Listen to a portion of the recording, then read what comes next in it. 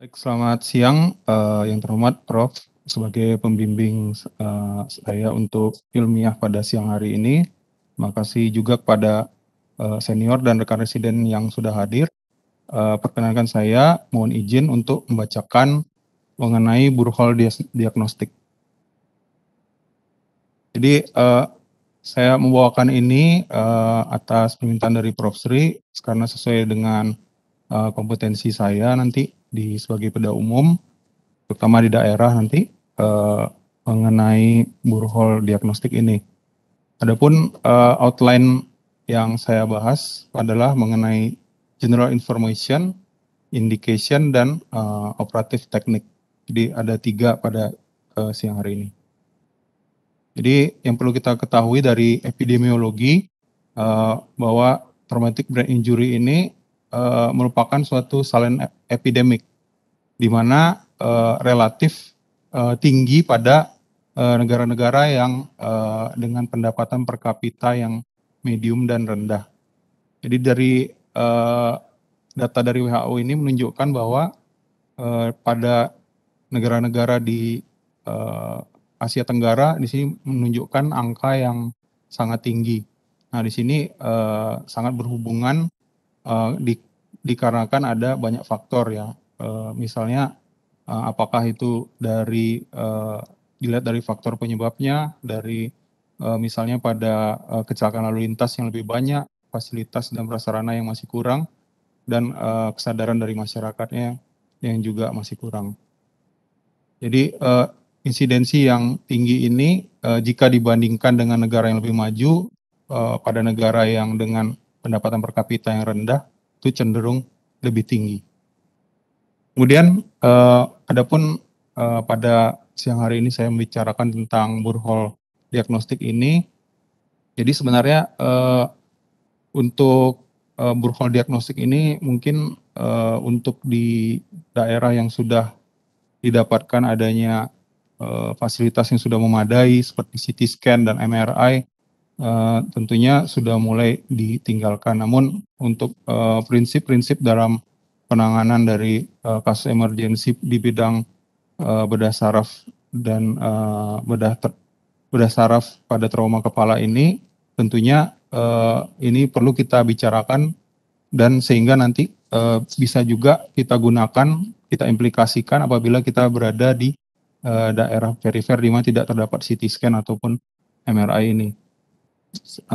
Dimulai dari adanya keterbatasan pada daerah-daerah yang dengan pendapatan per kapita yang rendah juga menjadi masalah sehingga dari masalah baik dari tenaga kesehatan yang kurang, fasilitas yang kurang memadai, dan dana yang belum mencukupi sehingga prasarana yang kurang di rumah sakit di daerah.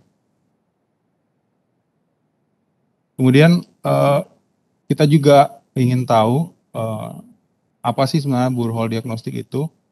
Jadi Burhol diagnostik itu definisinya adalah merupakan suatu tindakan di mana kita membuat lubang pada tulang kepala yang bertujuan untuk mengetahui ada atau tidaknya perdarahan dari ekstrakranial. Jadi sifatnya kita dengan melalui tindakan ini kita dapat membuktikan apakah adakah perdarahan pada ekstrakranial sebelum dilakukan tindakan definitif kraniotomi. Kemudian jadi untuk tindakannya adalah primary diagnostic tool dan juga merupakan life saving prosedur sehingga sebagai dokter bedah umum nantinya ini sangat diperlukan kompetensi ini untuk menyelamatkan pasien-pasien yang kita tangani di emergency. Jadi indikasi untuk dilakukan Burhol diagnostik ini merupakan di mana kita melihat langsung kondisi dari pasien tersebut apabila mengalami deteriorasi atau penurunan yang dimaksud di sini adalah penurunan yang secara mendadak dari GCS-nya, kemudian juga yang kita lihat adalah pupil yang berdilatasi ataupun tidak adanya refleks cahaya, dan adanya tanda klinis seperti adanya paralisis. Nah, Kemudian ada datang pertanyaan lagi, di mana kita melakukan borehole drainase ini? Nah, jadi dari literatur yang saya baca di sini bahwa borehole diagnostik ini sebenarnya kita melakukannya di ruang operasi. Karena jika kita melakukan di ruang operasi maka semuanya itu sudah tersedia dan alat-alat tersedia, pencahayaan cukup, kemudian juga dari sterilitasnya juga sudah memadai dibanding kita melakukannya di emergency. Nah, jadi pada literatur ini juga disebutkan jika misalnya kamar operasinya itu penuh karena ada operasi emergensi yang lain, kita juga bisa melakukan di IGD atau emergency. Nah, kemudian untuk menentukan dari lokasi borehole ini ada beberapa pertimbangan yang perlu kita pertimbangkan. Kemudian kita tentunya melihat pasiennya langsung. Jika ditemukan, yang pertama adalah jika ditemukan adanya pembesaran pupil yang ipsilateral, maka kita akan menduga disitulah terjadi perdarahan dan kita melakukan borehole di daerah itu. Nah, namun jika terdapat pupil yang berdilatasi pada keduanya, nah kita menggunakan pertimbangan untuk memilih bagian mana yang berdilatasi terlebih dahulu. Kemudian jika ini juga tidak dapat kita pertimbangkan juga dikarenakan karena pupilnya ternyata sama saat kita temukan, maka kita memilih sisi yang di mana terdapat dilatasi tersebut dan terdapat adanya jejas di bagian eksternalnya. Nah, tapi kalau misalnya tidak ditemukan adanya jejas pada daerah tersebut, maka kita akan memilih di daerah kiri. Nanti kita akan bicarakan lagi kenapa kita harus memilih yang sebelah kiri. Nah, kemudian di sini dikatakan juga bahwa untuk pada sisi ipsilateral dari pupil yang berdilatasi tersebut itu adalah pilihan yang pertama. Kemudian setelah itu barulah kita melihat dari klinis pasien yang bernilai lainnya, yaitu sisi mana yang terjadi hemiparesis. Yaitu biasanya hemiparesis yang terjadi adalah bagian kontralateral. Jadi kalau misalnya ada lesi di sebelah kiri, maka pupil dilatasi pada bagian ipsilateral yang sebelah kiri juga, dan hemiparesisnya terjadi di sebelah kanan karena pada sisi kontralateralnya. Karena pada jaras otak itu terjadi adanya penyilangan pada bagian dari dekosesio piramidal, bagian anterior. Nah, ini ada diagram yang saya dapatkan dari baik dari jurnal ataupun literatur di yang saya dapatkan dari internet. Jadi untuk pemilihan borehole yang daerah pertama itu adalah di bagian temporal. Nah, jadi kemudian jika didapatkan hasil yang negatif, kita dapat berlanjut melakukan borehole yang kedua. Nah, jika tidak di bagian yang keduanya itu dari yang saya baca adalah jika sudah temporal sudah dikerjakan namun tidak didapatkan, nah di sini dilakukan di daerah frontal. Kemudian jika negatif juga, maka ini yang terakhir 3 kali dikerjakan untuk borehole-nya. Kemudian jika tidak dilakukan juga, maka dilakukan craniectomy karena diduga perdarahannya mungkin lebih dalam. Jika hasilnya positif, maka dilanjutkan di-assess sebagai akut or chronic epidural hematoma atau epidural hematoma dan dilakukan drainase dari hematoma tersebut. Nah, ini ada juga diagram yang menunjukkan bahwa jika kita menemukan klinis adanya dilatasi dari pupil bagian unilateral, maka kita lakukan borehole pada sisi temporal ipsilateral. Jika hasilnya negatif, kita lakukan pada kontralateral dari temporal yang sisi sebelahnya.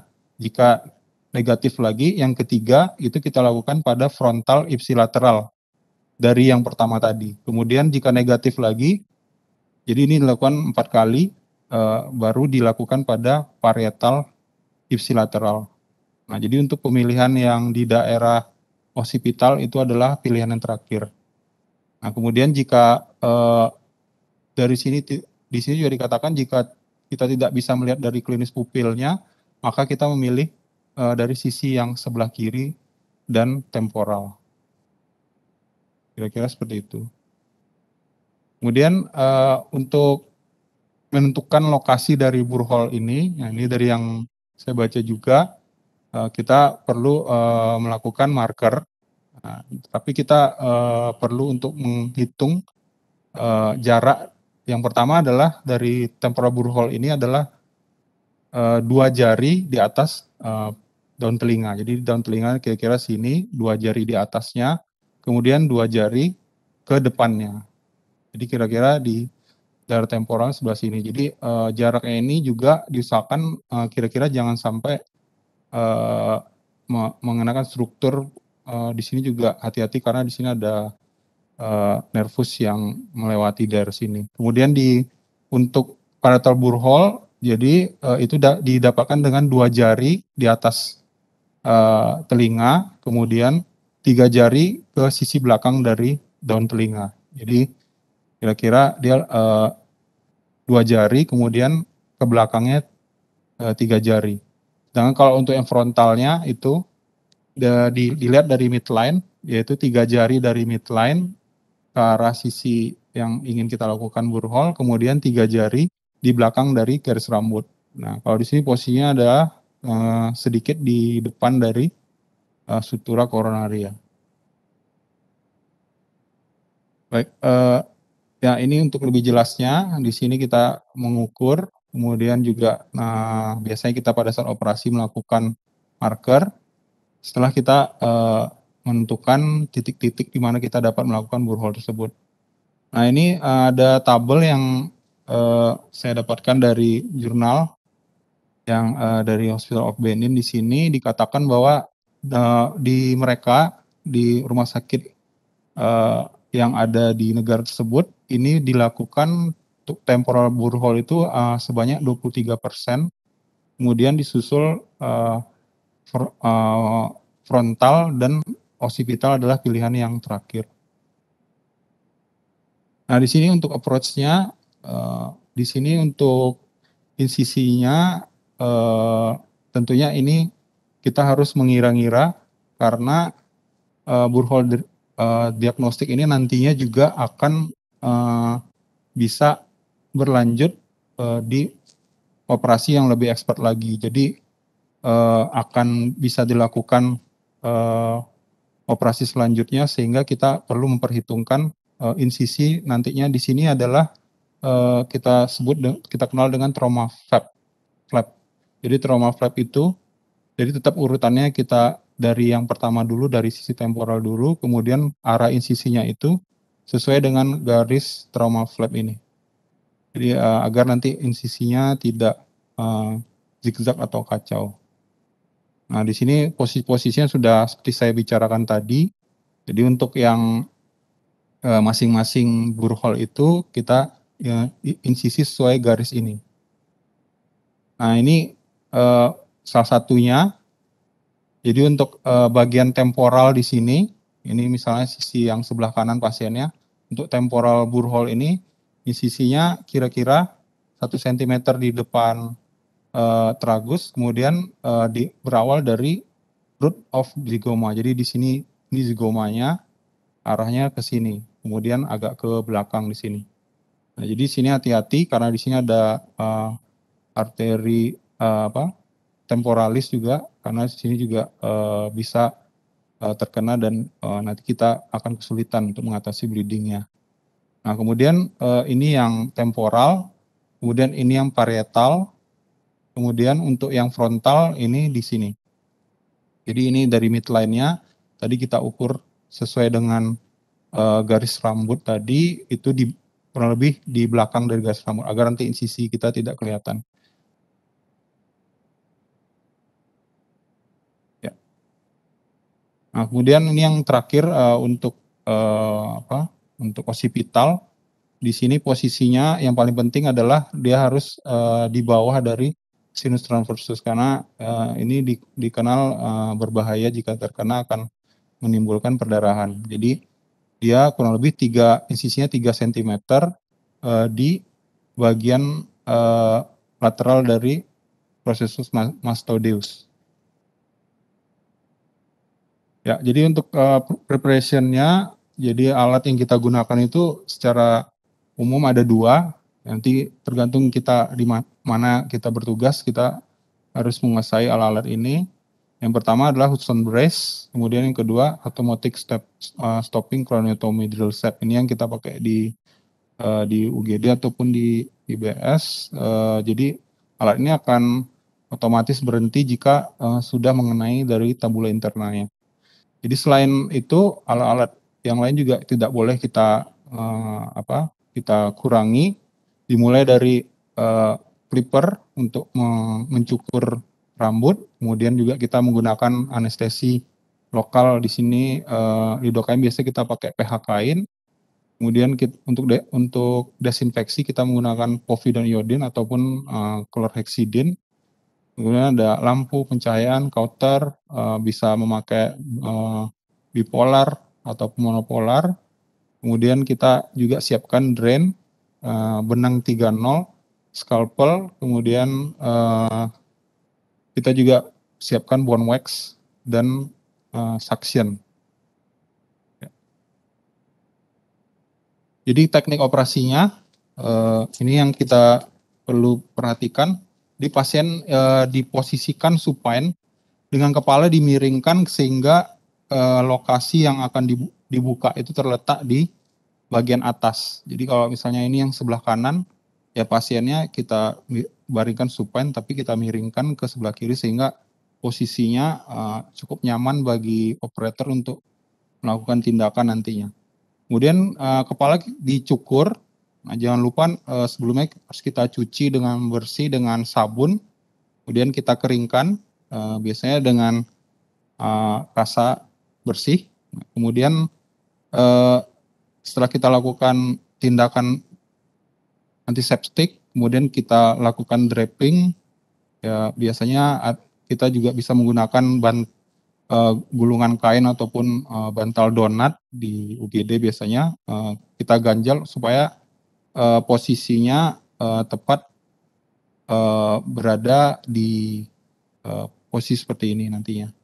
Kemudian insisi burhole yang pertama itu seperti kita bicarakan tadi kan kita lakukan di daerah temporal. Misalnya ini daerah temporal.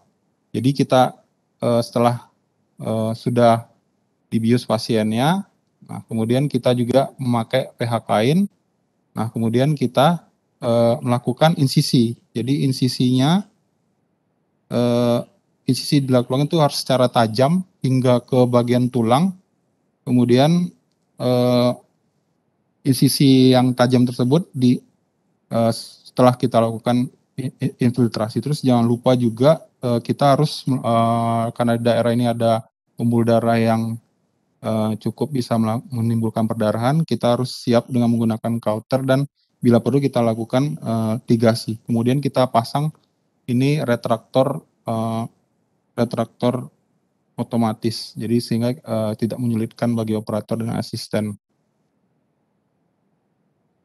Nah kemudian kita bisa melakukan burhole. Jadi burhole itu dengan menggunakan drill. Di sini gambarnya kita dengan yang otomatis. Jadi kita drill sambil biasanya kita spool pakai air supaya jangan sampai dia terlalu panas dan berasap, sehingga nanti akan berhenti sendiri pada saat dia menembus tulang temporal. Dan di bagian temporal biasanya itu lebih tipis, sehingga kita juga harus hati-hati, terlebih jika kita menggunakan yang manual nanti. Jika kita dapat di daerah yang manual, hati-hati karena di temporal itu sangat tipis sekali. Ya, kemudian untuk komplikasi dan pitfall, jadi komplikasinya tadi yang perlu kita perhatikan adalah brain laceration karena perforasi, berarti karena kita biasanya dengan menggunakan dengan Hudson brace yang manual itu kita belum bisa belum terbiasa untuk menggunakannya, sehingga hati-hati karena kalau misalnya tertusuk terlalu dalam bisa menyebabkan komplikasi ini. Kemudian yang kedua, kita juga harus siap jika terjadi adanya bleeding pada temporal artery karena kita melakukan markernya yang salah, jadi tidak tepat sehingga bisa memunculkan komplikasi ini. Dan juga arteri facialis juga bisa terkena laserasi, dan yang dua terakhir ini juga operasi ini juga bisa menimbulkan meningitis atau brain abscess jika tidak bersih. Nah, kemudian yang perlu kita perhatikan di sini, jika terjadi brain herniasi melalui burhole, ini menandakan bahwa adanya suatu hematoma pada lokasi yang lainnya. Kemudian perlu kita ingat, karena ini ada suatu life saving, jadi kita harus melakukannya segera sambil kita mengurus transport pasien untuk merefer pasien ke center yang lebih memadai, tentunya dengan adanya fasilitas dan ahli bedah saraf yang sudah siap. Kemudian pitfall-nya ini tadi udah saya sampaikan, untuk di temporal area hati-hati karena di sini begitu tipis dan ini juga bisa menimbulkan perforasi dan komplikasi brain maceration. Mungkin itu dulu Prof. Terima kasih atas kesempatannya Prof. Dan mohon bimbingannya, dan jika ada yang kurang atau ada yang perlu diluruskan, mohon bimbingannya Prof. Terima kasih senior semua. Terima kasih. Demikian tadi Dr. Pascal telah mempresentasikan saya. Pascal ini semester berapa? Saya semester 6 Prof. Wah, semester 6 cocok ya, bagus ya. Itu Iya, Prof. kamu buat sendiri apa gimana? Iya Prof, saya lihat yang sebelumnya juga Prof, tapi ya, saya bagus. Juga baca dari jurnalnya langsung Prof. Ya, itu bagus ya, inisiatifnya ya. Bagus. Ini sangat informatif dan bagus. Pertanyaan, komentarnya cukup dari Dr. Eka sama Stefan kalau ada. Eka, Bu Ana, Martin, komentar atau pertanyaan. Itu yang lain bertanya.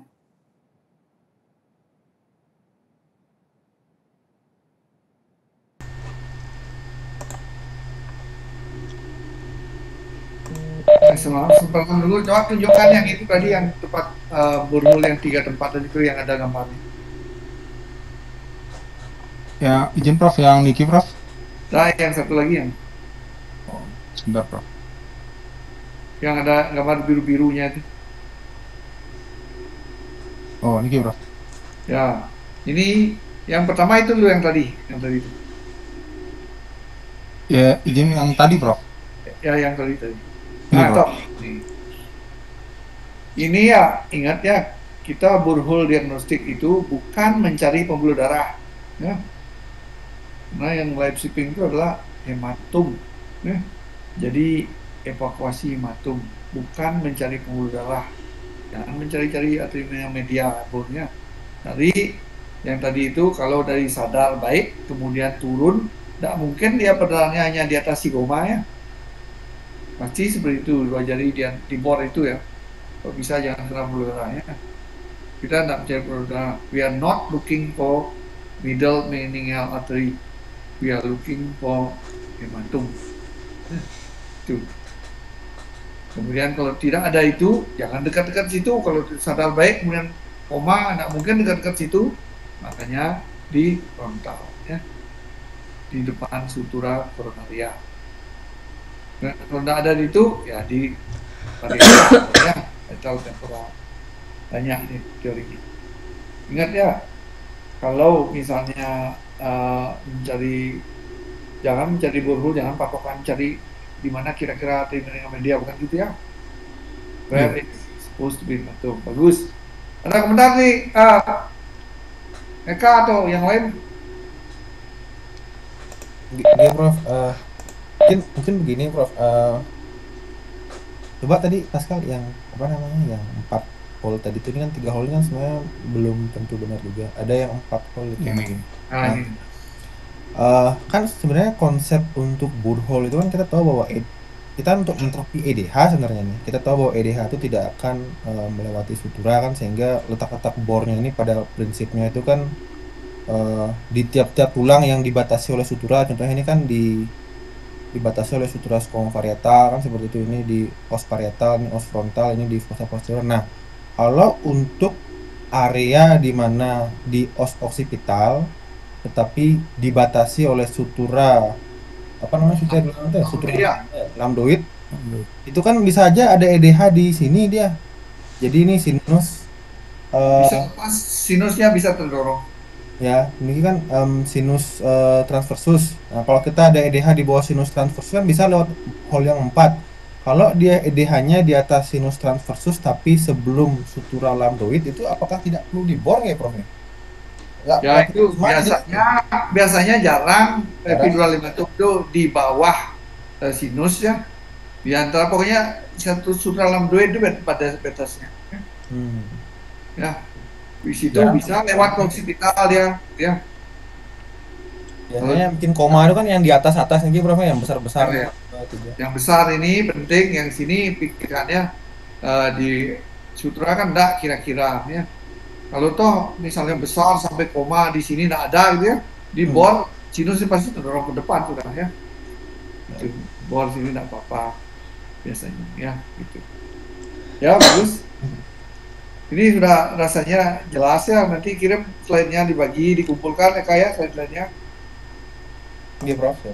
Ya, rasanya jamnya sudah ini sudah tidak bisa gini. Terima kasih kalau gitu ya, Pascal, bagus sekali ininya dikumpulkan Iya, lauknya. iya Kalau Prof. sudah tidak ada kita istirahat ya, Eka ya. Dari pagi ngomong. Oke, siap. Istirahat Ya, dulu, Prof. Ya. ya. Terima kasih Oke. Pascal sekali lagi saya apresiasi bagus ya. Iya. Matur Ya, semua Prof. Terima kasih untuk yang bimbingannya lain, Prof. Terima kasih senior. Biodi, Gusadi, Agung Hara, siapa ini, Yosep, Glenn, Martin, Buana, nanti